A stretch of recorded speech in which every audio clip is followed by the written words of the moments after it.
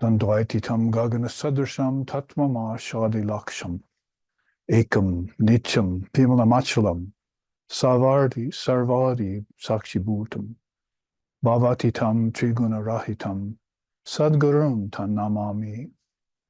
Om Shantihi, Shantihi, Shantihi.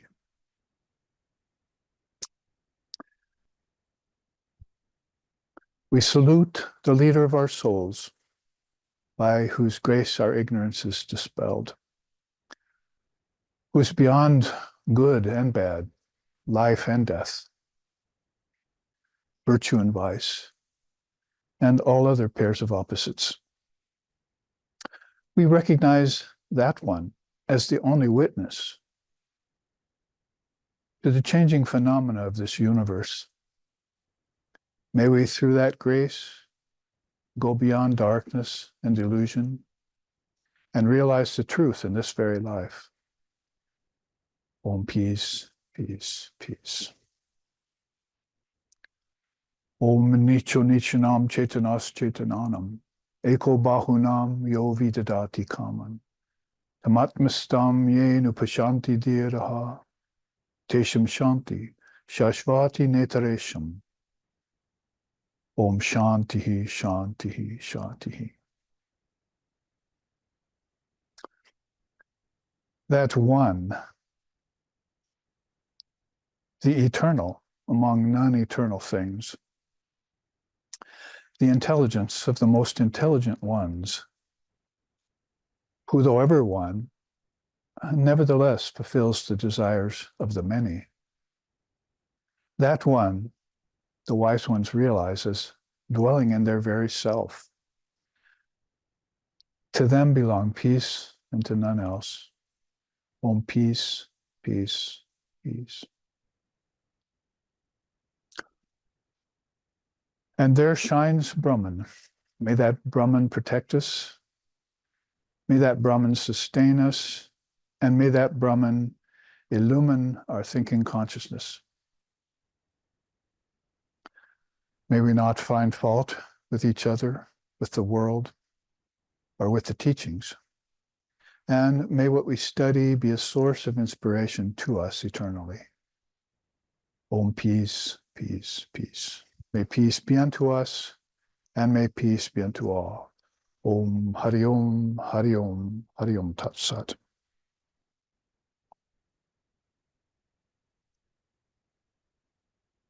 So welcome all to this second Sunday class of our three-class series on the Yogachudamani Upanishad. Some of you may remember that there's a great scripture in our tradition by Shankara, a non-dualist, wrote a great scripture called the Vivekachudamani. So that word chudamani is familiar to us who study Indian scriptures. It's always used to mean a crown. So last week, as you know, the shipping people let me down, didn't get my ink cartridge to me in time. What else is new, right? So this week I was able to print it out for you. And that's this main chart. I try and create at least one chart for every class series and 2 or 3 for every seminar and a couple new ones for every retreat we do, which go on all year with SRV associations. So welcome into that atmosphere. And with this new chart called the Yogachudamani Upanishad, we find that one of these 108 Upanishads has a very close relationship with yoga. And then further looking into it, as I was explaining before class started to our new guests here, is that it also has a very close relationship with Kundalini yoga. So yoga is, of course, a very universal word used in many ways for different darshanas or different levels and approaches to divine reality. And that divine reality is called Brahman in our tradition.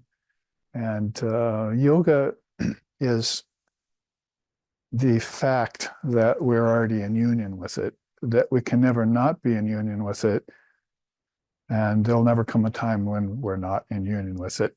But of course, this dream called birth, life, death, and rebirth is causing people to think differently, causing them to think they're separate from the Lord, from God, from Brahman, from the Divine Mother, Kundalini herself. And in that way, they fall into what's called in our tradition vivarta, or false superposition. You're one with that Brahman, but you've placed, you've dropped a veil in front of it, of the truth of that. So Vedanta is very powerful in its approach to state that great sayings like that thou art, tatvamasi in Sanskrit, or aham brahmasmi, I am Brahman, the self is Brahman, in Sanskrit, aham brahmasmi. So those great sayings of India are the Advaitic or non-dual backdrop to great traditions like yoga, Vedanta, Samkhya, Kundalini, and Vaisheshika, and two other orthodox philosophies, and the non-orthodox philosophies too in India. Buddhism is one of those, and Jainism is another. So you have this whole plethora of great paths in India that people are choosing from time out of mind, that keep surfacing. They've even come west now. In fact, the V in RSRV Association is to declare that Swami Vivekananda has been here on our very continent of America when he came to the Parliament of Religions in 1893 and caused such a big stir there with his message of non-duality.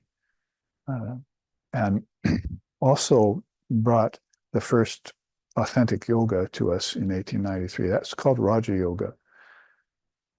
He probably did that because he knew that since there were a lot of materialists in the West and a lot of people who were body-oriented, and in India, they've always been pretty much the opposite. They've been spiritually oriented, and they've been oriented more toward the soul, what they call Atman there. And so then he wanted to bring something that was pure and Advaitic or non-dual. Because back then when he arrived in the scene, he saw people giving seances in their living rooms. This was like late 1800s. They're trying to reach departed spirits, or they were holding big top revivals, the Christians and so forth. So he didn't see anything of that high philosophical nature going on, which declared that I and my Father are one, if you want to put it the way Jesus put it. So that is at the very foundation of Vedanta. That is, the Upanishads' main message is Brahman is one, indivisible, and thou art that. You know, there can't be any second to Brahman. It's always one and indivisible. How to reach it then, when people have fallen away from that oneness and started to think in terms of not only two-ness, but manyness, not just unity, but diversity comes into the play. In India, of course, we call that Brahman, and it's Maya. You've heard the four-letter word Maya, and you know that pretty much drops a veil in front of people, keeps them from realizing their oneness with Brahman. So Yogachudamani Upanishad is one of the efforts by these rishis. Rishis is a seer of truth, who thousands of years before the Christian era, thousands of years, Rig Veda, probably karma dated a good or 10,000 years prior to Christianity. So you have the Rig Veda and its collection of Upanishads, and you have the Sama Veda and its collection of Upanishads. This is one of those out of the Sama Veda. So coming forward to say that this crest jewel of yoga needs to be talked about in Vedantic terms. And so we looked at that last week, and I'm not going to do a big review of it, of what we did last week. I could read the slokas so that put us in the atmosphere of what the rishis of the Yogachudamani Upanishad are trying to teach us. Enough to say, though, that Chudamani means crown. So a crown always has jewels. And when they're putting together an Upanishad like this, they want us to know that there are certain jewels in the crown that are foremost. And you can see them there across the top of the chart. Some of you are familiar with all of them. A few of you are familiar with some of them. Probably this Prana, one of the things Swami Vivekananda said when he arrived in the West, said, oh, I see they don't know anything about Prana. We should teach them about that. So it means that you don't live by bread alone, as Jesus said. You live by this life force. Everyone's after this life force. It's the life force and things that make them desirable. And that's an unseen thing. Like, how do the eyes see? How do the ears hear? How do we breathe? Breath is one of the great connections to pranayam, and in the 8 limbs of yoga. And what makes us move? What animates us? And what digests our food? All of these are sort of taken for granted. It's a good expression in the West. So you could, if you were a teacher, Buddhist or a meditation teacher, so forth, you'd take a person, you'd say, stop everything, sit. And so they'd sit still. That's asana. And then you'd ask them not to think. Try not to think your thoughts anymore. Empty your mind, right? And then when you have them there and you have their full attention, you say, what's happening now? And they say, nothing. Oh, really? What about your breath? You see, aren't you breathing? And haven't you breathed today 120,100 times you've breathed in and out?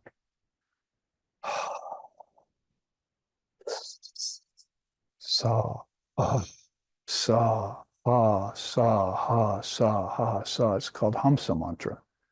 So you're doing a mantra, and that's one of the other jewels here on the crown, right? After the prana, you have the mantra. So mantra is usually something you go to a teacher to get, and he'll give you some sort of a very powerful, short, terse, and potent 3 or 4 syllable mantra, like Om Namah Shivaya if you're a worshiper of Shiva, or if you're Dalai Lama, Om Mani Padme Hum. They have different mantras. They all begin with this word Om. And that's one of the things we're going to look at today. You might say the name of today's class could be Om Kundalini, because we looked at prana and mantra last week.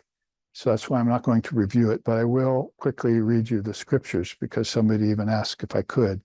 So they start out this Upanishad, that is the rishis. Well, they start out Om Apiyantu, Pranaschakshu, Shrotamatra, Balamindriyani. They start out with one of the great peace chants that says, it shows you how universal they were in ancient India. May our bodies have great health.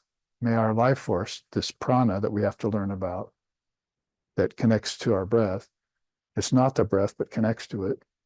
May our prana flow unimpeded, see? And may our minds expand in their capacity to know Brahman, the reality. So that's the first thing they say. It's one of these 7 peace chants. They start off every Upanishad with that, to reacquaint us with the fact that we need to keep our mind focused on the purpose of human existence, which is not money, family, food, excitement, lands, wealth, on, which everyone is worshiping here, but something that's very unseen. So as I was just saying about the man sitting, the guru is saying what's happening, and the man saying nothing, then the guru is going to say, no, you're breathing. So this is the most subtle thing of all that we can most easily detect. Hiding in plain sight is the expression they use, is this prana. Everything is a manifestation or expression of this prana, and this prana belongs to her. So 2 things we don't know. First, that there's a life force that's afoot. You see, it's causing everything to move, to see, to think, to act, and so forth. And that we can connect it to Shakti or Shaktiman. You see, there's a power it connects to. In the Upanishads, they use the idea of spider web and the spider. So it's got this beautiful web. A couple of days last week ago until till I went out and ruined it for the poor spider. It was a huge spider on my window, so I decided to displace him, move him somewhere else. But he had made this beautiful web that covered my whole bathroom window. And so I was reminded of the Upanishad teaching the spider how she's there, and then every strand of the web connects to something. And if anything moves, she'll know it right away, you see. And so that's the analogy they're using for Mother Kundalini. Her web are, depending on which Upanishad you read, 450,000 strands, or sometimes more. Strands are nadis. Nadis connect to chakras, you see. So if you're working on your chakras, as sometimes we hear said, then you're going to want to know that there are passageways leading to them, just like there are many roads to get into New York and into other cities by. These are like physical nadis. We were on the Columbia River Gorge a couple of weeks ago giving a retreat, and many rivers were feeding that, and that river was feeding the ocean. So we see these channels moving various things, sometimes moving water, sometimes moving air currents, but inside of and sometimes moving nutrients through our bloodstream. But the most subtle of all of this, if we want to get a hold of the pranas, are these nadis. So hundreds and thousands of these nadis compose your subtle body. So we know that there are also thousands of nadis that compose your physical body. Take them out, tie them all together, they'll reach from here to New York, evidently. So there's so many nerves and different kinds of tendrils, physical channels that are flowing. And in all of them, the Upanishad says this prana moves. So it's one of those things that we see the effect of, but we don't see the thing itself.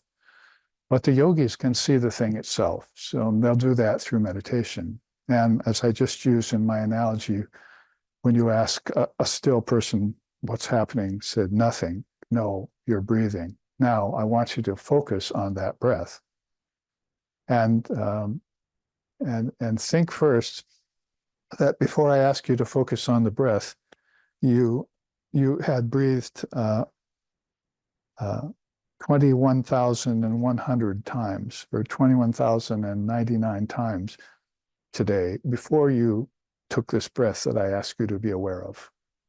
Oh, now I'm aware of my breath. So from that moment, I am aware that there's a force called prana flowing through me. And now I need to follow it into its source. And so through the practice of what they call pranayam, which is the fourth limb of yoga, right? First you have yamas and yamas, then you have sitting, and then you have pranayam. Pranayam is the fourth limb of yoga. And the fifth limb of yoga is controlling your mind. So you can't control your mind until you found the prana and control the prana that's causing your mind to think. And you can't do that until you be able to sit still. And you can't do that until you've satisfied nonviolence, truthfulness, non-covetousness, moderation of sensual appetites, all the 5 yamas and the 5 niyamas. So all of this is what's called yoga, Raja yoga. It has 8 limbs. If you went beyond pratyahara, you'd go to, oh, I can concentrate now. And if you went beyond that, now I can meditate. And if you went beyond that, you have samadhi, a very esoteric word in itself, also called nirvana in Buddhism, or in yoga, in Raja Yoga, called asampragyata. In Zen Buddhism, satori. So all these great traditions and their founders and their teachers know that there's a very high state of awareness in which everything goes away that's impeding your relationship with your divine nature, impeding your relationship with yourself. So to know yourself is very deep in India. Thou shalt know this, the truth, and the truth shall set you free, Jesus said. It's the same in India, only we would put this in cases you should know the self first. So part of that is knowing the non-self. That is, know what you're not. And so a lot of things could be put in that category. I'm not stress. I'm not worry. I'm not suffering. I'm not ignorance. I'm not anger. I'm not lust. I'm not disease. I'm not shame. I'm not grief. These are called the 6 passions, the 8 fetters, the 9 antarayas, and so forth in yoga and Vedanta. So most people fall into the influence of those and they begin to identify with them. But if you can focus your mind away from the non-self, which is also matter, like physical body, flesh, then you're going to use the body as a model for these hundreds and thousands of subtle nerves inside. And you may come to find that when you begin to breathe and get in contact with your breath, that your dreams will become more clear. So that's what the Upanishad's about to tell us. Is in the 3rd part, it's going to talk about the word Om. And they spell that correctly. You see it pronounced Om, O-M, spelled that way. But the real correct spelling is A-U-M. So A in this case would correlate with the in-breath, and U with the held breath, and M with the out-breath. And that would also correlate with your waking state, your dreaming state, and your deep sleep state. So they're beginning to take you inside already. See, what they're actually telling you is your waking state is not the reality. That's only 1/3 of the picture. So if you're living a physical life in matter and with the 5 senses attached to the objects, and you're suffering grief, fear, shame, stress, worry, and all these things, if you assess your life and look at that, then you haven't yet made the connection of your prana that the breath is a sign of to your subtle body. Your subtle body is a mental body, is a dream body. So these nadis, these nerves leading inward to that. So if you do the breathing exercise that they teach you to do in pranayam, there's actually 4 of them in the Upanishad I'm going to show you today, then you'll connect yourself to the life force that will itself then connect you back to the subtle body, and then beyond the subtle body to the causal body. All of this is being presented to us as we course along with the rest of this Upanishad. So now we see the full vision of it here before us. If you want to, before we read these slokas, look at these 7 chakras here on either side of her body. This Muladhara is at the base, and then Svadhisthana at the organs of generation, and the Manipura is at the navel. And of course, we're using the body just as a way of explaining. They're not actually in the body. They're in your subtle body, in your mind. The chakras are not in your physical body. That's a misnomer, and people aren't correcting that teaching so that people come to think that, oh, maybe my body is where the chakras are. But no, they're inside of your consciousness. And your body is also inside of your consciousness. So it's just a model that you use. So those 3 chakras, Muladhara, Svadhisthana, and Manipura, are the 3 worlds in which people are born, live, die, and get reborn.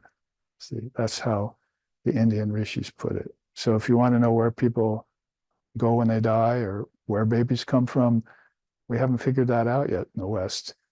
India has known this for thousands of years because they know the nadis and the chakras. If you become to know the nadis and the chakras and the prana that flows between them in accordance with your 3 subtle bodies, which also correlate with A, U, and M, A for the gross body, U for the mental body, M for the subtle body, deep sleep it's called, then you begin to know how souls transmigrate and how they come back and how they leave. That's why I brought this chart maybe to look at. We're not going to look at it yet, but prana and the illusion of death is what it's called. So getting a hold of the reins of prana then If you see a chariot, and then you see Arjuna in the chariot, and you see Krishna holding the reins and so forth, then you see that there's this connection, and the reins are indicative of this life force. They all connect to my senses, and my senses connect to the 5 elements. How does that work? My hearing connects to ether. My sense of touch connects to the air. See, and my sense of seeing connects to fire. My sense of smelling, of tasting connects to water. My sense of smell connects to earth. See, directly across the board. Earth with smelling, water with tasting, fire with seeing, air with feeling, and ether with touch. I'm sorry, ether with sound. So these are called 10 of the senses and 10 elements. They're connected. We don't usually learn it that way. They're all disparate. They're all unconnected. Oh, now I'm going to swim in water. Now I'm going to warm my hands in fire. Now I'm going to breathe air, or not, depending on if I'm aware of breathing. So these are old connections that they've made in India, where the 5 elements and the 5 senses are directly put together with each other. Now you want to know how the connecting happens, and that's where you have to activate life force. You have to wake up Mother Kundalini from the Muladhara chakra. She's sleeping there. Remember how we read it last week then? She's coiled up there at the base of the spine, and she's sleeping on the root chakra, and she's got her mouth over the opening there. And by doing conscious breathing exercises, you strike her with a stick. I was reading another Upanishad about it today, Yogachudamani Upanishad. She's like a serpent sleeping there, so you strike her with a stick. That means with your breathing. And like a snake, she uncoils and hisses, you see. And then she moves up the spine, up the Sushumna, that is the subtle spine, to the crown chakra. Well, the crown chakra is up here, you see, called Sahasrara. And in between there, these 3 worlds, you have the heart chakra, Anahata. You have the throat chakra, Vishuddha, means most pure. And then you have the third eye chakra, Agya. That's known, I found it in 7 different religions of the world. They talk about this chakra. They call it different things. And then you've got the crown chakra, Sahasrara itself. So these are the 7 chakras. You have to know that there are also 7 worlds. There are 7 spiritual vortexes, which billions and billions of souls are visiting when they're in bodies. If they disembody and don't take on bodies of either flesh or thought, because there are thought bodies, you see, then they will merge like a hailstone in an ocean into the ocean of light. This is where people see ocean of light, or they'll hear Shabda Brahma. They'll hear the sound of Om. See, that's why I'm talking in this manner, because Om, A-U-M, is so pertinent to the in-breath, held breath, out-breath, to the gross body, subtle body, causal body, and to the first these chakras, these sets of chakras. So to a soul who already knows this, like let's say Lord Buddha, or let's say Swami Vivekananda, who brought this teaching to us in 1893, then they'll be born aware of this already. And then they can come to our country and they can share it with us. So we find it amazing that, how do you know all this? Well, I knew it before I was born, you see, which means I learned it in another lifetime. And when I learned it well in another lifetime, I didn't have to take birth anymore, unless I chose to take birth. Well, this is what the Tibetan Buddhists are teaching us lately. Dalai Lama, Karmapa, Kali Rinpoche, Jangon Kamtru Rinpoche, my teacher. Basically, they're teaching you about the arts of the illusion of death. The soul cannot die because it was never born. You cannot create a soul. It is. That means you are, because you're the soul. So you have no birth, life, and death at all. You just have eternal life. And that's what Jesus was trying to teach to his apostles. Come with me and I'll teach you eternal life, because you don't realize your eternal life yet. You only realize your life of rivers, nets, fish, wives, huts. Leave all that behind. Come with me, I'll make you fishers of men, he said. I remember playing with Dave Brubeck as a musician, a jazz musician in his time, he wrote a big opera about Judas and Jesus and the fishers of men. I can still hear it, the choir sing it in my ears. Fishers of men, follow me. Fishers of men, follow me. And he was Jewish.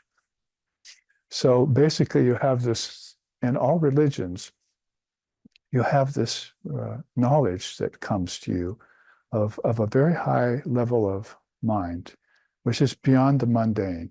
It transcends the superficial. It's transcendent of anything material. And it even goes beyond the senses, like in your dreams tonight. And when you go into dream, a lot of people don't know this, but that's where heaven is. I heard somebody say something funny the other day. They heard a preacher preaching to a group of people in a village.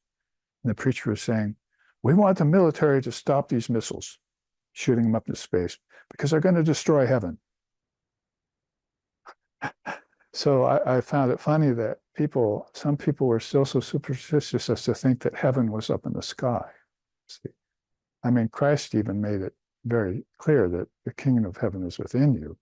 So this is what India is talking about. Basically, the kingdom of heaven is in the chakras. It's in them, and the nadis are passageways that lead to them.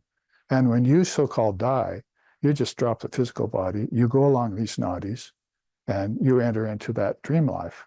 Whatever life there is, at whatever level of consciousness you've been able to attain, opens up to you through these nadis.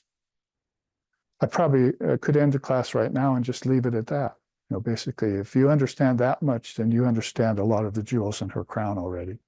You understand that prana has to flow. You have to be conscious of it, and you have to take it inward towards her. And that as you do, you encounter certain powerful words like mantras that you will be able to say that will open up doors. It's like Christ saying, knock and it shall be answered, right? You say, well, where is that? You have to take a rocket ship up in space and knock on God's door at some celestial palace in the physical universe? Or do I go inside and I find Jesus or Buddha or Krishna or whoever I love and you say, here's the key. So this is what the Upanishads said. These are keys. Similar to opening the doors of a house by using a key, the yogi should open the gate of salvation and liberation using Kundalini. That was the last sloka we took last week, 39. So I'll read you the first 38. I will tell you the the Yogachudamani Upanishad with a view to do you good. It's appreciated by all mature souls who know yoga. It's a secret that's capable of giving you liberation. Sloka 1. Then 2 through 29, not available. Or so old they lost out. They lost some of these slokas over age.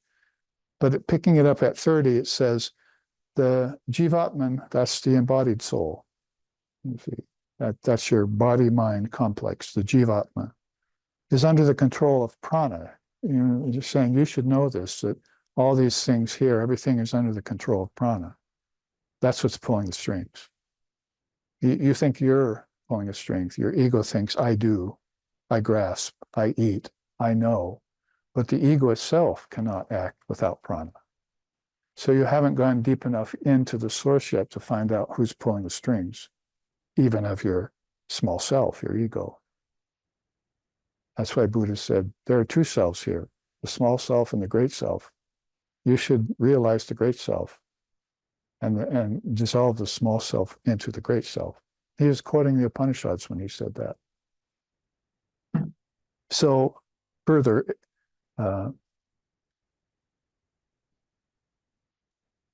if you're under the control of prana, then the first thing you want to know that is that prana and apana are happening. You're breathing out and you're breathing in.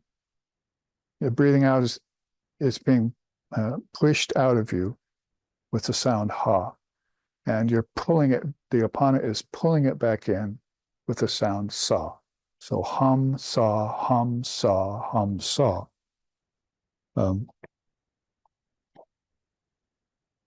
There's the hamsa. You see, we'll yet have to get to that.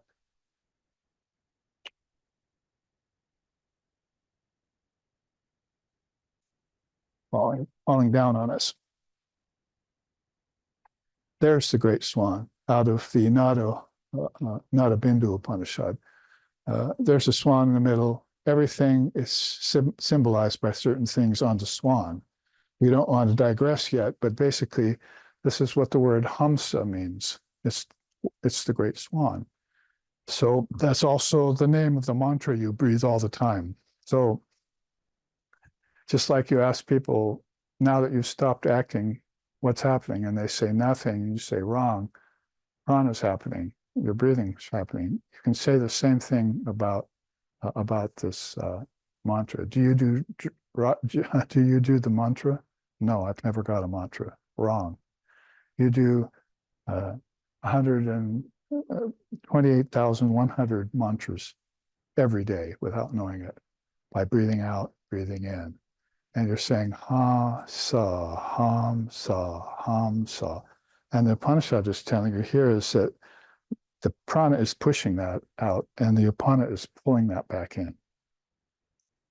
So prana and apana are two forms of 5 forms of prana. There's a prana that evacuates your waste.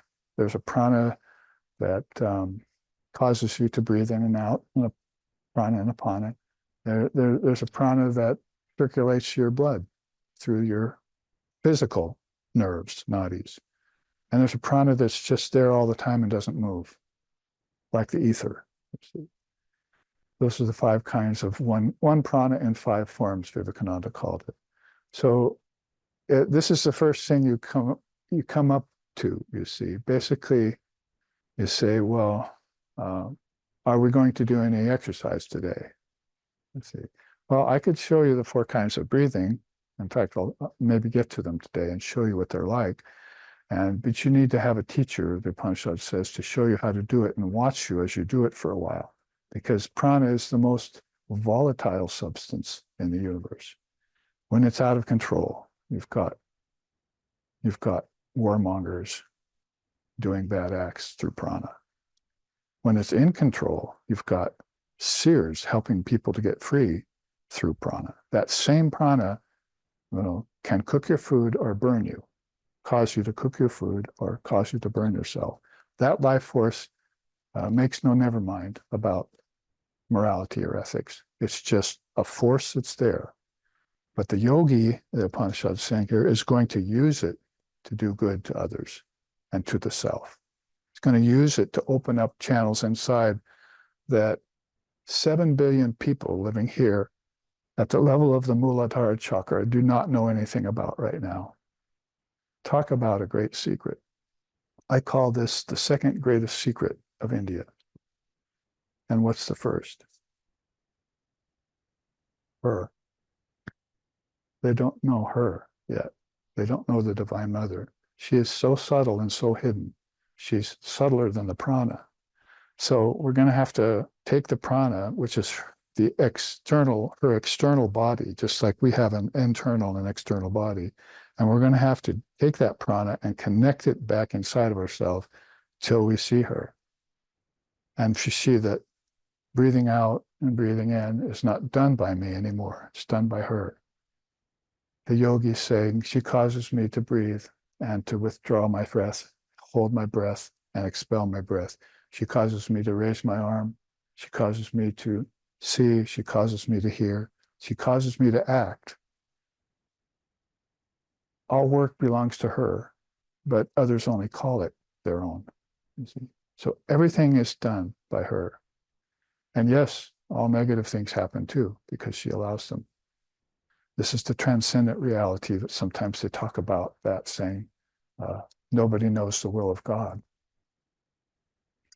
Well, so billions of people can go to death by the acts of an evil person doing evil acts and killing people.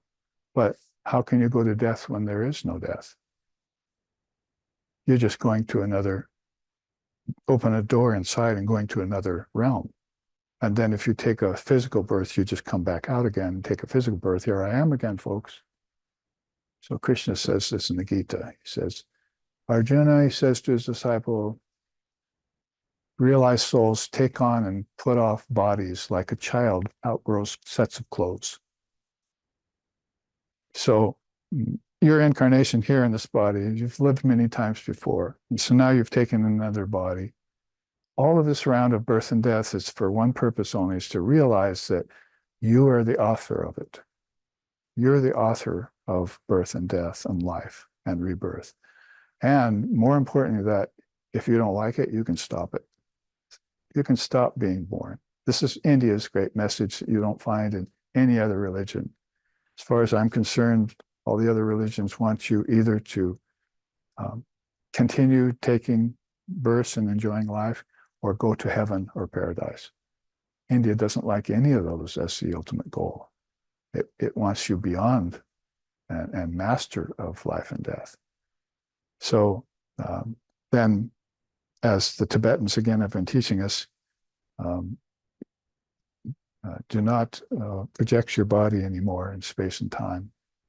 This is going to be possible if you control the prana, because the prana is out of control in unconscious souls, and they're selecting parents and they're projecting themselves into the bodies of the parents, getting their own physical body, living another 80 or 100 years in the physical body without knowing about the prana, dying because the prana ceases. You see, if the prana goes out of your body, you can't see anymore. You can't hear, you can't taste, you can't smell. And this is why when you're passing away, you feel unstable because you're giving up earth. You feel dry mouth because you're giving up water. You feel like you're being snuffed out because you're giving up fire. And you feel like you can't breathe because you're giving up air. And you feel like you have nowhere to go because you're giving up ether. So those 5 elements that you took on to get into the body through the 5 senses are having to be given away one by one as you die, as you so-called die. But if you know the prana, the 5 forms of prana, then you can do this all consciously. And when the conscious act is done, you can say, no more birth in the realm of matter for me. Only emanation from my Divine Mother. I'll never take birth in matter again. I'll only be a sunbeam from her, coming and going back to her, coming and going back to her. And there will be no birth and no death for me. There'll be no life for me, only eternal life. So because of this pushing and pulling of prana and apana, beings go on chanting this 21,100 times a day. I've read some teachers are teaching twice that at night, because you go into deep sleep, your breathing almost stops for periods of time. So 128,000 could be at night, could be 260-some thousand in the day. So anyway, I've heard variations on this, but this is the ancient wisdom. This mantra that you're breathing constantly is called Ajapa. I mean, japa means that I'm saying my mantra over on my beads, right? Or on my fingers. That's japa mantra, but ajapa doesn't have any words, any beads or any fingers. It's happening all the time spontaneously. And you need to become aware of this. Why? Because there are no practices as holy as this. No chanting which is equivalent to this. No wisdom equivalent to it. There will be none in the future either. This mantra which rises comes from her, the Kundalini Shakti, and it supports the soul. This is the greatest of the sciences of soul. That one who knows this will know the Vedas and will know yoga. And so then they sing about it even.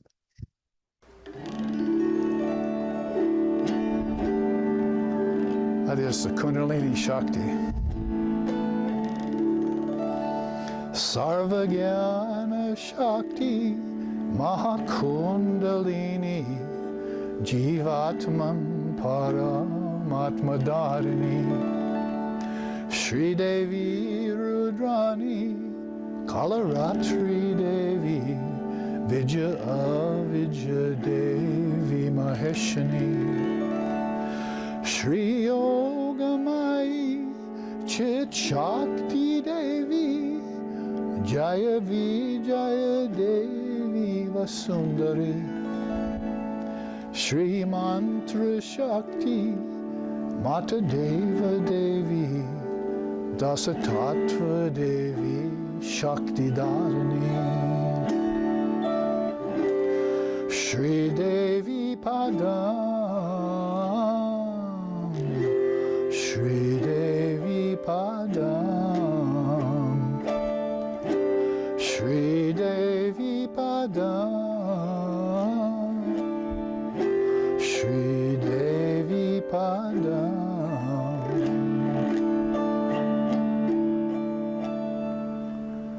And more verses like that come flowing out of these rishis who love to sing about her once they find her. Where? Inside of them. How? Through tracing the prana back to her.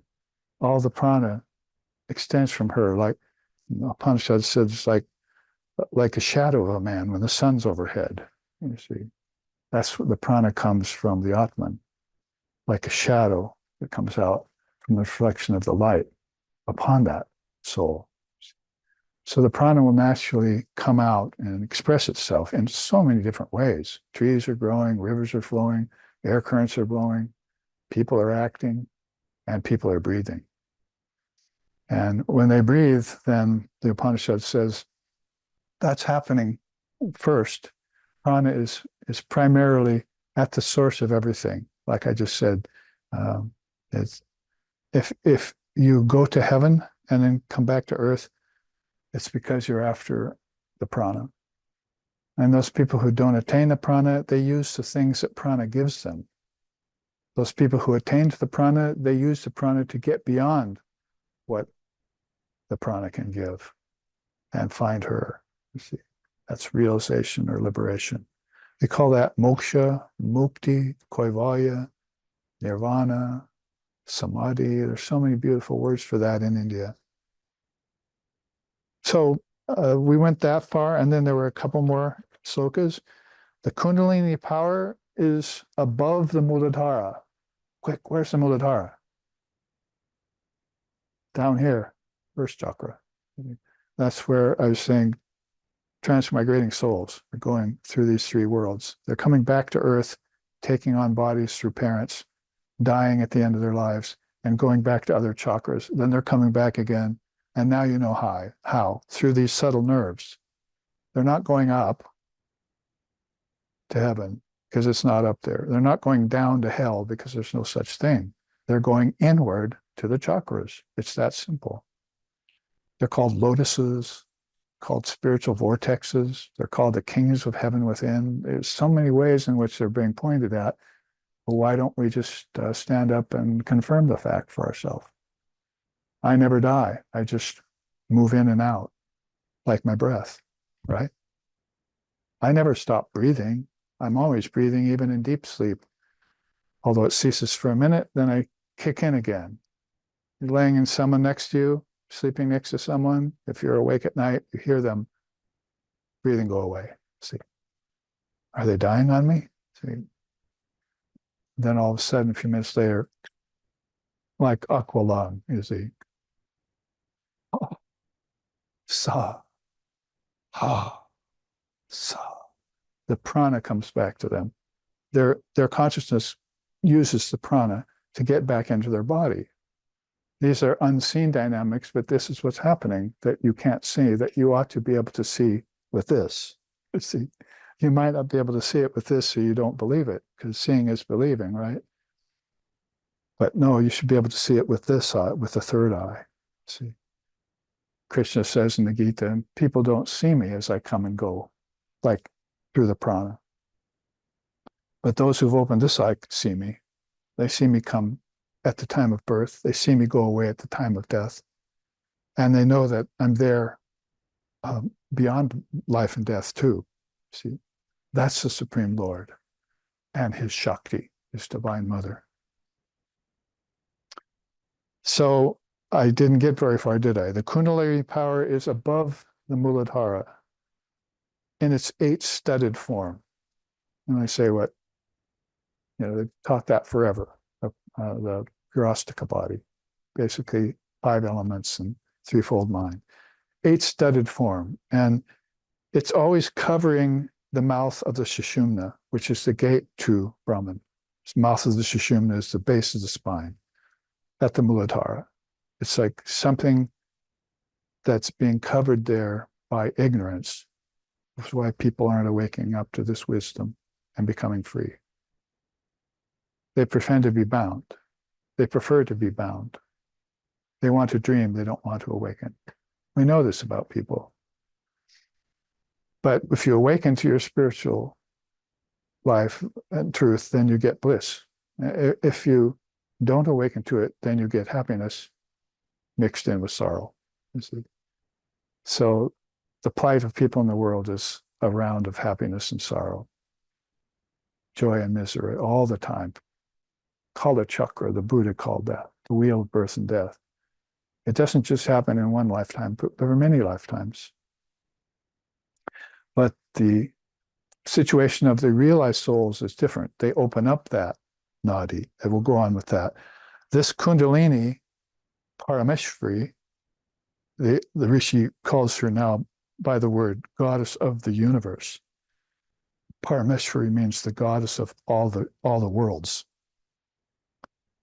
Wants to go through the diseaseless gate of Brahman, but she closes this gate with her mouth and sleeps.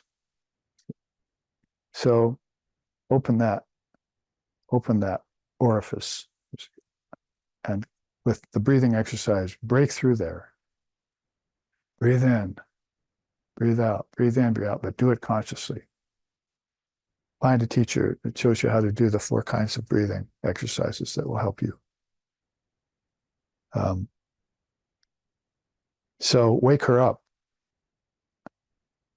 So the yogi starts to do practice. Because of the heat generated by the yogi's practice, that's called tapas, right? If you do tapas, heat. If you do this a lot, arm gets hot. See, if you think a lot, your mind gets hot. If you run, your body gets hot. So if you do spiritual practice, your interior body gets hot. And it begins to burn away impurities in the nadis. So now you're not under the control of blockages in the nadis anymore. You can break through them with your control of breath and thought. Because of the heat generated by his or her practice, because of the speed of the wind, that's this prana, it's so fast, and because of her mental power, if she awakens and she wants to do something, that's Icha Shakti. That Icha Shakti is contained in the chakras. So is Jnana Shakti and her wisdom, and so is Kriya Shakti, her actions. These are 3 of her powers. So because of those 3 things, the heat of your practice, the speed of the prana when it's awakened, and her mental power, she stands up and uses her needle-shaped body to go through the Sushumna to the crown. Isn't that beautiful? I mean, esoteric way of putting it even in English. I mean, this was originally in Sanskrit, but if you put it into English, it still carries with it that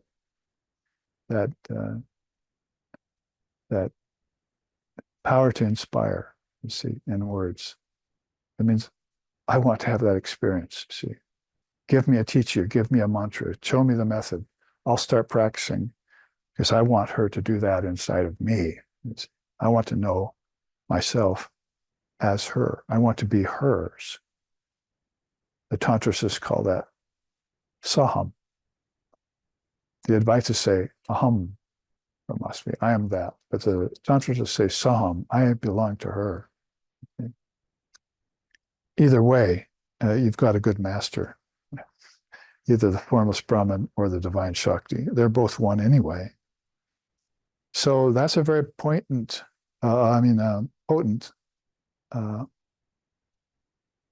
sloka. By practice of your yoga, the speed of which the wind rises, like from nowhere, like a hurricane, calm day, all of a sudden, whoosh, so that prana starts blowing, and her desire that you awaken, her will. She rises up and using her needle-like body, pierces all the granthis. That actually comes later.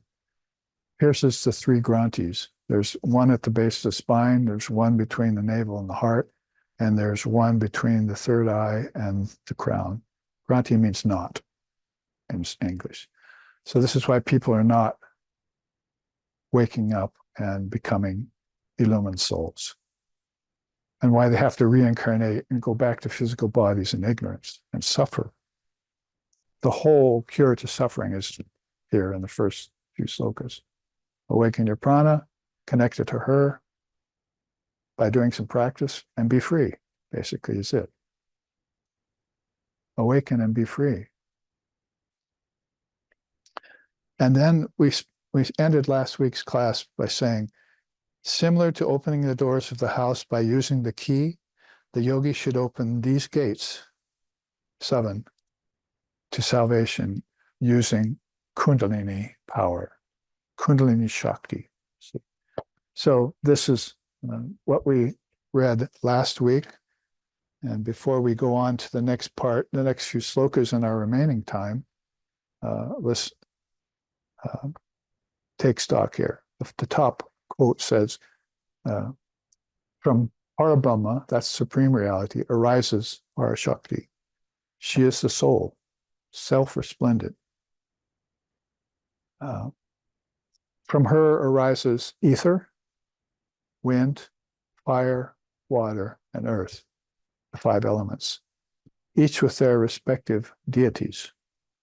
So that's coming up. That's why I'm reading it in advance here.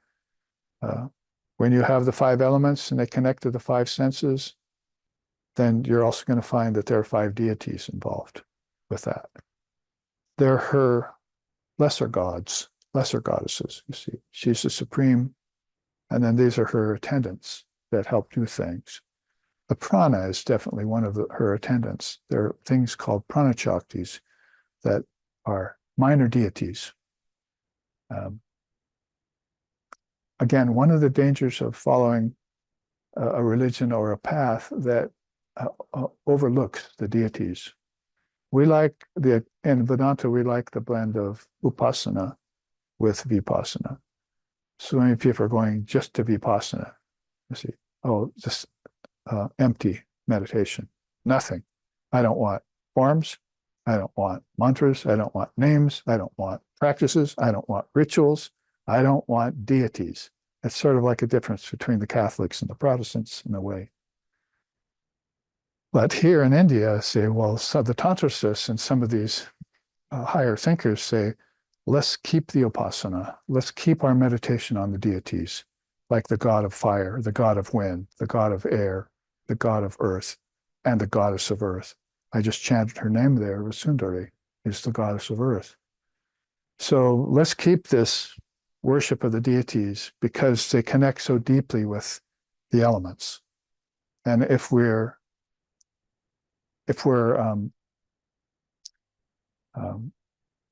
desecrating the elements and disrespecting, then we're disrespecting the deities, right? So if we're not careful about how we use air, earth, fire, water, and ether, let's call it resources, in today's age, then we're going to piss off the deities. See, and catastrophes are going to come. Nature's going to rise up, shake itself. But we'd rather have Kundalini rise up and shake herself, see, and take us to these inner realms. It doesn't matter what happens to the earth or who does what to who when you find her. You're automatically free of the whole shooting match. You're one with yourself, where there is no birth, life, death. There is no suffering, no ignorance. There is no torture or torturer. There is no domination or dominator. You've given yourself to the ultimate source of everything, and she levels the playing field. There are two scriptures about her. One's called Srimad Devi Bhagavatam. The other's called Devi Mahatmyam, or also called the Chandi. And in those scriptures, she's leveling the battlefield of negative forces. She does it with words. She thinks a word destroys a demon. She thinks another word destroys a demon. And nobody can match her in prowess as a warrioress. She's the warrior goddess. They call her Durga. Sometimes they call her Durga. Kundalini is another one of her names. Did we take enough of that chart? In 3 weeks, we're going to be able to work through all of this. I've mentioned already last week Hamsa. There's that Hamsa, the great swan, white swan, right there in the diadem at her third eye. And we see that the A, U, and M of Om are incorporated in this chart. We'll come back to those because it's coming up in the next few set of slokas. And we see that each of her earrings are the masculine and feminine force. In India, we call those Shiva and Shakti. They're the only two genders, Shiva and Shakti, male and female. And then there's what's beyond, transcendent. So this is an ancient dynamic in India as proclaimed by what's called Tantra Yoga. So you see here that she holds both there, the divine feminine and the divine masculine within her. And I don't think, I think that's all I want to take of the chart. And we'll look at other entries on it next week. But let's read this next set of slokas so we make some headway into the Yogachudamani Upanishad. Now you've heard 39 slokas. And because of age, 40 through 71, gone. We don't know what happened to them. They couldn't be recovered. So we're jumping to the next sloka that's available to us is 72. And she starts talking then about the word, A-U-M. Parabrahma is Om, so means basically God is Om. You know, you might have heard Christ say, in the beginning was the Word is with God, the Word was God. Well, the subtitle to one of my upcoming retreats is called Before the Beginning Was the Word. So the Word was there, and it's never not there. It's always sounding. They call that Om in our tradition. So then out of Om, the idea of beginnings, middles, and ends happen. I'm sure Jesus knew this. And so the church fathers got it a little confused. So basically, before the beginning was this Om. It sounds all the time. In this Upanishad, or was it in another Upanishad I was reading? I think it's in this Upanishad. It's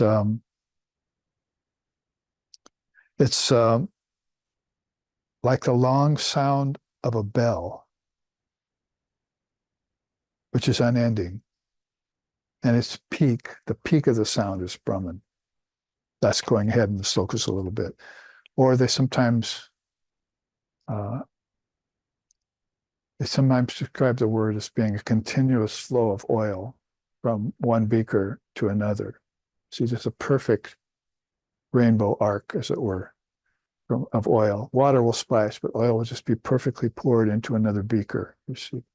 So the Om is constantly flowing like that in its perfection. This is how they try and describe in words the primal sound. Sometimes they call it the unstruck sound. Perhaps you'll hear it sometimes in your meditation. I heard it in the crib. It's my first memory. And since then, I've had experiences of hearing it in my practice again and again. The Upanishads say to us that sometimes it sounds like a kettle drum at first, or other times later on, it'll sound like tinkling of a bell or the sound of a bansuri flute, very high and distant, appearing on the right side of the head. So if you hear Om, and the Upanishads say that if you hear those sounds, that's the precursor to actually coming upon Om. Sri Ramakrishna, our great teacher, said, if you go across sand dunes, you hear a sound. And the sound gets louder and louder, right, as you get close to whatever's making that sound. You go over the last sand dune, there it is, the ocean, pounding on the sand. All the sound of the ocean is coming rushing off of that. So that's how meditating on Om, first you hear it at a distance, like go over many sand dunes means going inside, deeper and deeper inside towards yourself until finally you come upon this ocean of orotund sound called Om. And that's connected to the ocean of light, Brahman. So I got 4 words into it, and that's my explication. Parabrahma is Om, is what they're saying. It's that which exists, which is clean, which is full of wisdom, which does not have any drawbacks, which is without stains, which cannot be described, which does not have beginning, middle, or end, which is one and only one, which is Turiya, that means the only state of existence, which exists in things past, present, and future, but will never be divided by time. From that Parabrahma emerges the Parashakti, the female aspect. That is the soul, which is self-resplendent. And that's this quote up here. From that soul arose ether, from ether arose wind, from wind arose fire, from fire arose water, and from water arose earth. These 5 elements are ruled by the 5 Godheads. Sadashiva, Ishwara, Rudra, Vishnu, and Brahma are the 5 seats. They call it 5 seats of the goddess. She has 5 thrones, which she takes up. So those are, when she vests her consciousness in those great souls, Rudra, Ishvara, Vishnu, Sadashiva, and Brahma, then the 5 elements come forth. An entirely different look at origins of things than we have been brought up to believe in the West. It's like, for us, it would have to be, there was water. So water comes first, but water cannot come without air, and air cannot come without ether, and fire, and fire. So water is actually the 4th in line as far as the creative process goes. And first, you're going to have space. Spaces have to be infilled with air. When you have air, then you can have fire, isn't it? No fire without air. And when you have fire, like here on the island, then you have water. And then when you have water, you have earth coming out of that. So this is the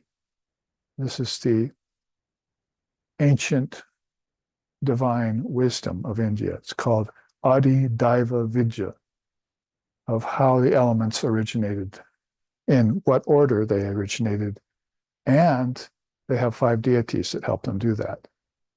We don't learn any of that. It's just like, oh, it's all of a sudden there. Well, it might have taken, billions of years to evolve it, but it's always there in Om. Time's an illusion there.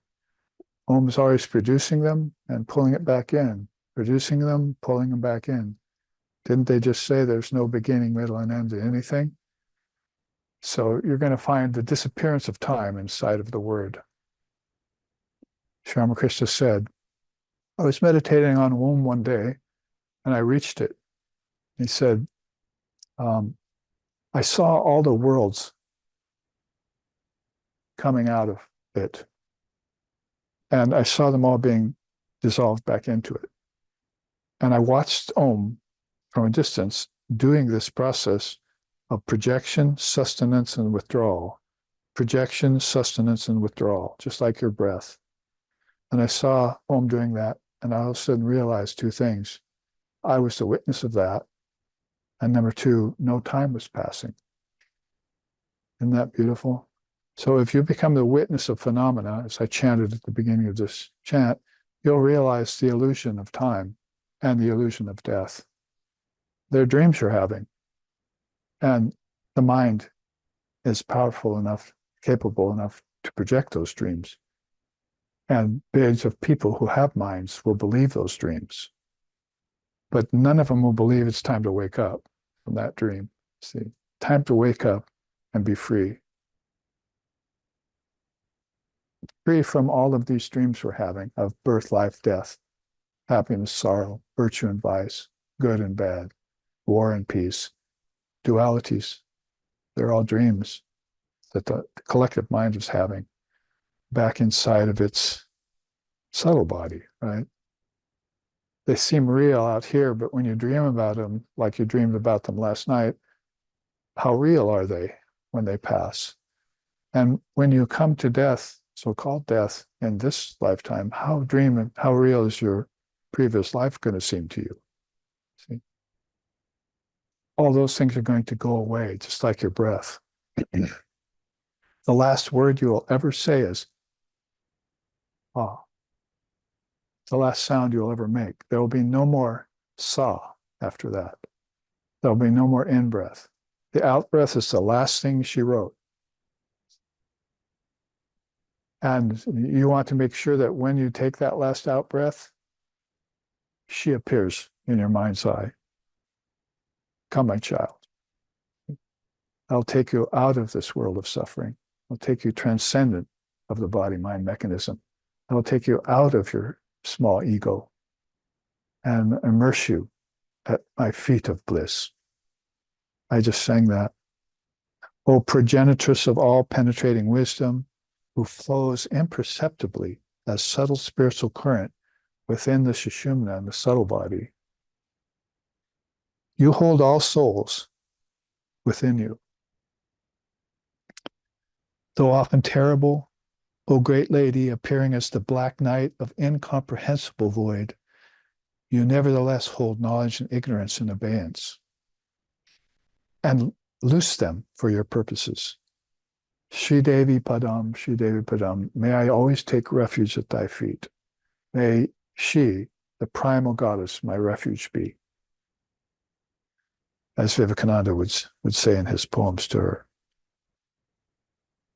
So where I ended up with there is from ether arose wind, and from wind arose fire, from fire arose water, and from water arose earth. If you went back into you involved, forget about evolution for a while, try involution for a while. You have a place to go back to, which is called your refuge, your home of peace, they call that. Shiva, my home of peace. Now take your consciousness back to your home of peace and look at everything that's happening. I'm breathing in and out. As I breathe in and out, the worlds are projected from my mind into solid objects. And when I breathe back in, they're drawn back into my dreams into unsolid objects. And you're watching this go on all the time. So don't allocate your consciousness to matter. Place it back inside at her feet in pure conscious awareness. You are pure conscious awareness. You're not matter. And become realized of this fact and become an illumined soul, as my teacher used to say, Swami Sheshanandaji Maharaj. Become an illumined soul.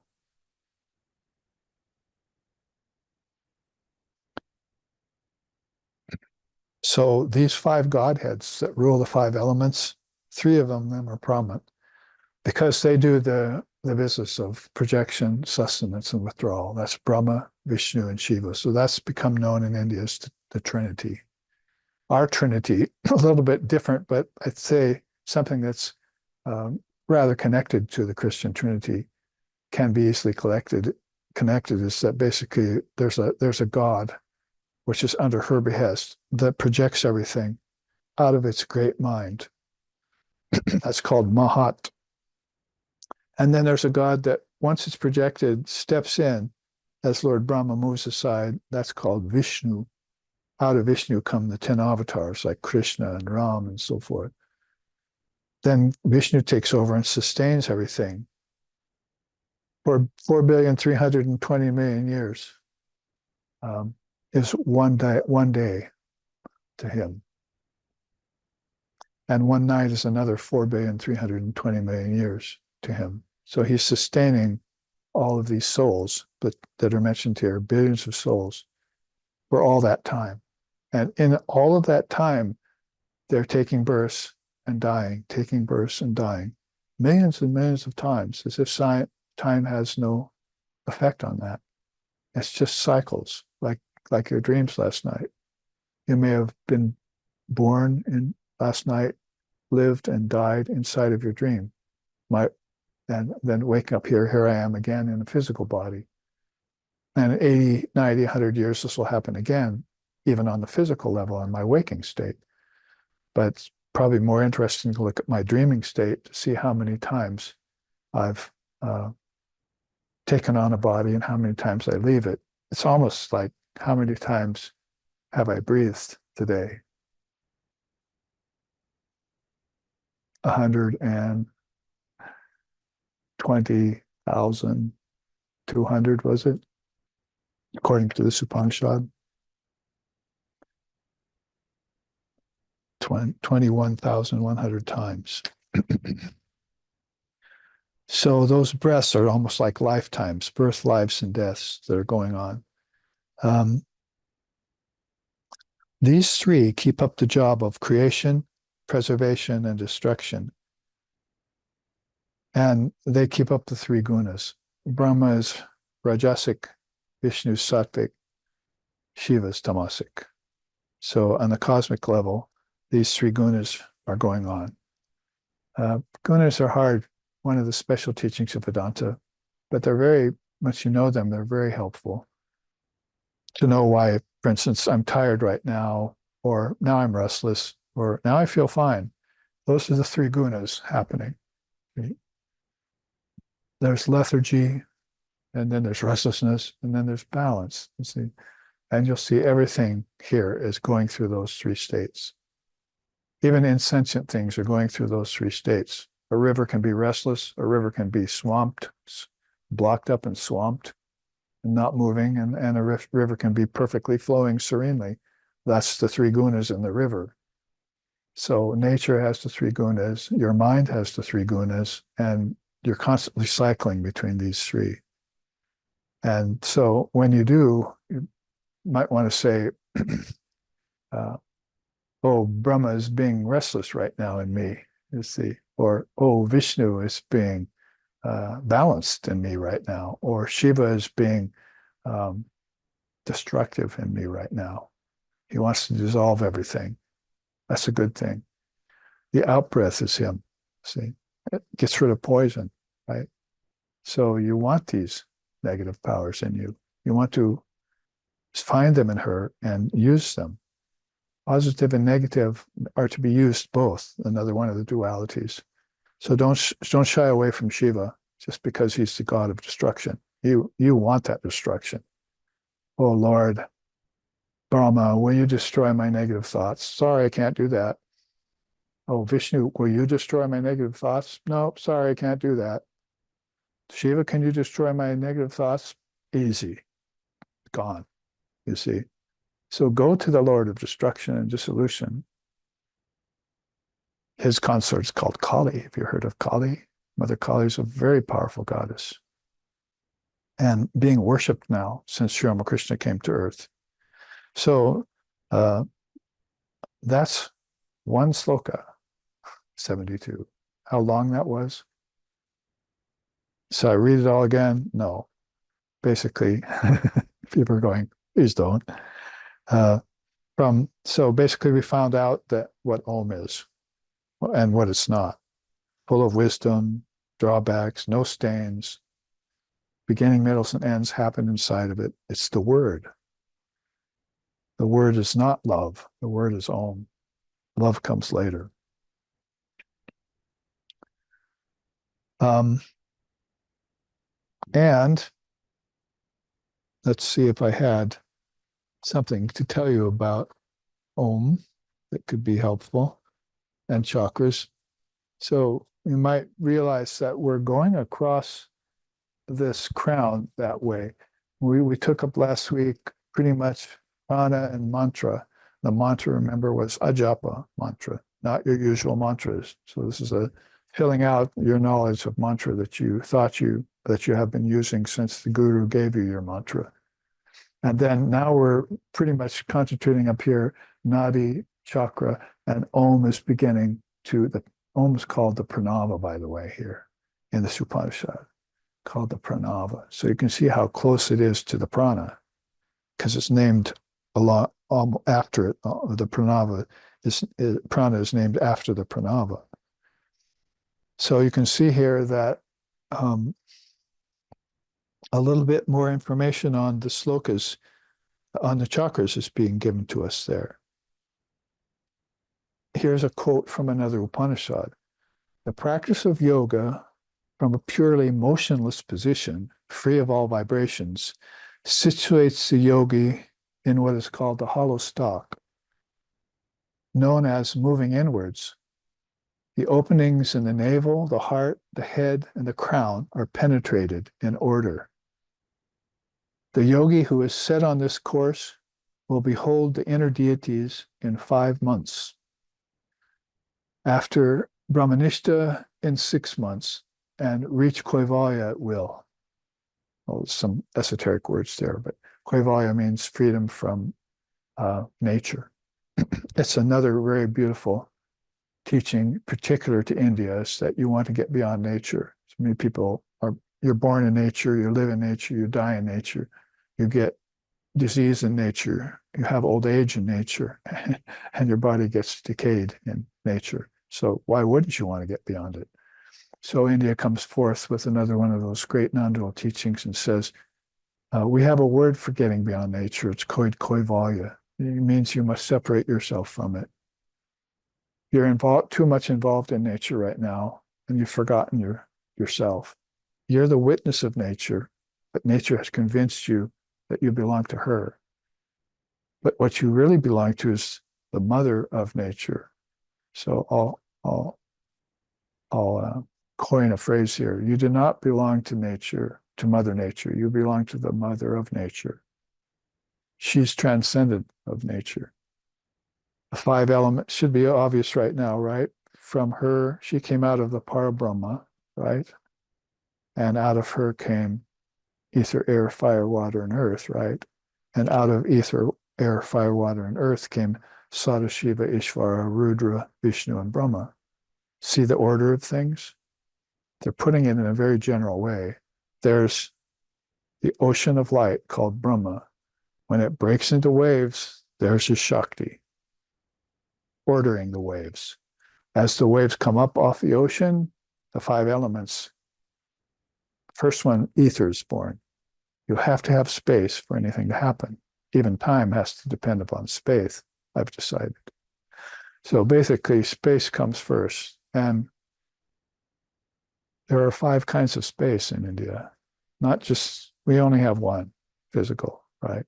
That's why people are imagining that heaven exists somewhere up in physical space, but it doesn't. It exists inside of you in subtle space.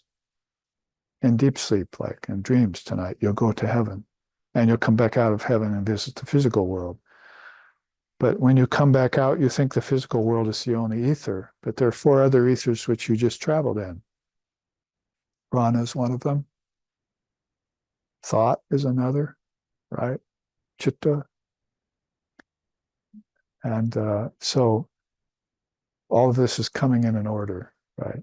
So when she appears, from her come ether, air, fire, water, and earth.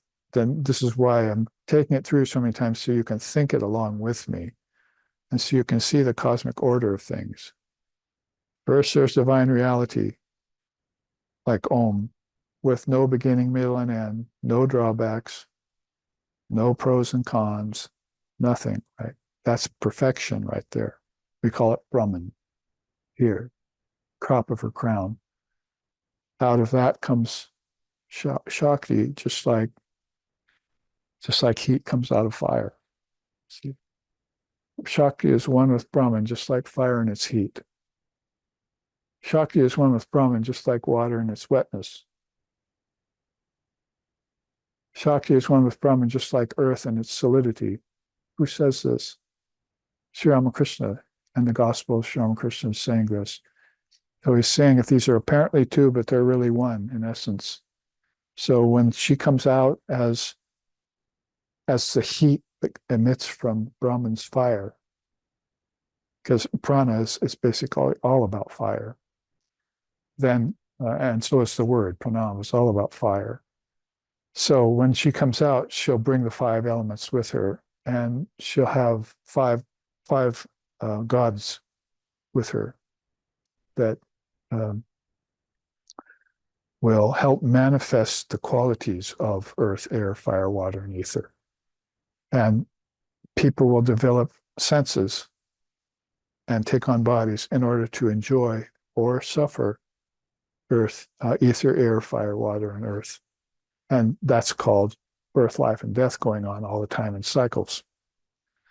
So this is a conclusion of a very long sloka as we run out of time here. That's sloka 72. So what we said last week was all about Ajapa mantra and prana, right? And then what we're talking about this week is practically do the chakras and the channels, nadis they're called.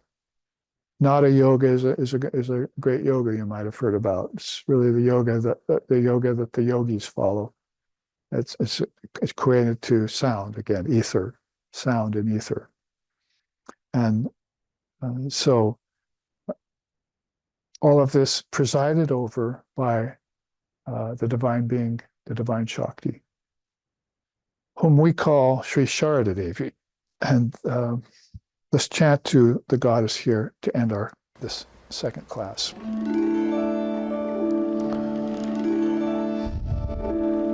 Prakritim paramam abhayam vadadam nararupa janam pranatapa param sharanagata sevika toshakarim pranamami param jananim jagatam. O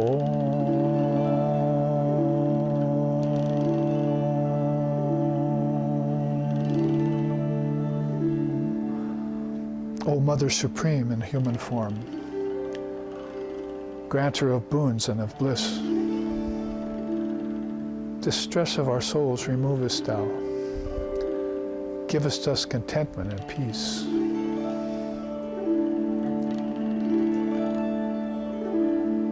Jananim Sharanam Devim Ramakrishnam Jagadgurum Paro Padme Toye Shritva Pranamami Mahur Mahur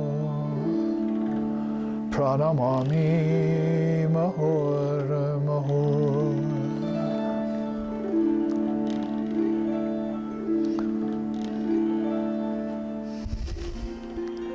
O Ramakrishna, teacher of all, O Sharada, goddess divine, in bosom holding those lotus feet, salutations to both, ever be of mine.